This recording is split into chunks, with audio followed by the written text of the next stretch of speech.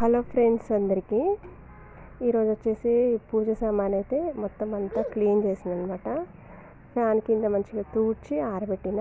ఇంకా ఈరోజే గురువారం రోజే కడిగేసుకోవాలి. శుక్రవారం రోజు పసుపు కుంకుమ కడగకూడదనమాట.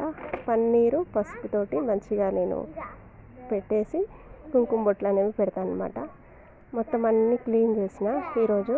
ఇంక ఈరోజు ప్రతి ఒక్క రూమ్ క్లీన్ చేసినాకనే పూజ సామాన్ అయితే క్లీన్ చేస్తండి. ఇక అన్నీ పసుపు కుంకుమ పెట్టేసి అయితే పెట్టేసిన. ఇంకా అదంతా అయ్యేసరికి సాయంత్రం అయిపోయిందనమాట. ఇంకా సాయంత్రం కూడా ఇంటి ముందు క్లీన్ చేసేసి ఒక ముగ్గు అయితే వేసిన.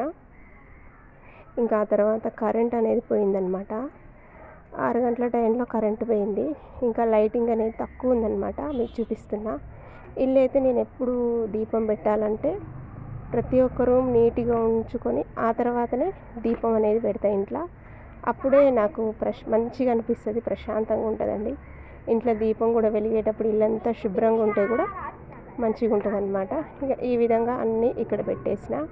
ఇంక రేపు పొద్దున్నే మంచిగా ఒత్తులేసేసి ఆయిల్ పోసి పువ్వులు పెట్టి దీపం పెడితే కరెక్ట్గా సరిపోద్ది. ఎందుకంటే రేపు స్కూల్ ఉంటుంది, లంచ్ బాక్సులకి వంట చేయాలి కాబట్టి టైం ఉండదు అనమాట. పొద్దున్నే బ్రహ్మముహూర్తంలో లేచి పెట్టేస్తాను. ఈరోజు మొత్తం రెడీ చేసి పెట్టుకున్నాను అనమాట.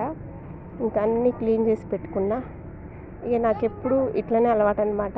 ఇంట్లో ఎక్కడ డస్ట్ ఉండకుండా చూసుకోవడం, దీపం వెలిగించే టైంలో ఇల్లంతా నీట్గా ఉంచుకోవడం అట్లా అనమాట. ఇంకా అదేవిధంగా నాకు అలవాటు అయిపోయింది.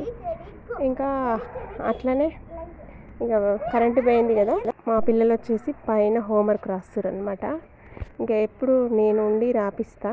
కాకపోతే ఇంక ఈరోజు ముందే పైకి వెళ్ళి కూర్చోరనమాట. అందుకనేసి నేను కూడా పైకి వెళ్తున్నా. ఇంకా సాయంత్రం పూట ఇంట్లో కరెంట్ లేదుగా, అస్సలకే ఇక చీకటిగా ఉందనేసి నేను కూడా పైకి కాసేపు వెళ్ళి చూసి వస్తా. ఇద్దరు హోంవర్క్ రాస్తురా, మరి ఇద్దరు ఏం చేస్తురు అనేది తెలుస్తుంది. వాయిస్ అయితే కిందికి వినిపిస్తుంది పిల్లలది. ఇంకా సాయంత్రం పూట కూడా పైన మంచి గాలి వస్తుంది, మంచి వెలుతురు ఉంటుంది అనమాట. హోంవర్క్ రాస్తురండి.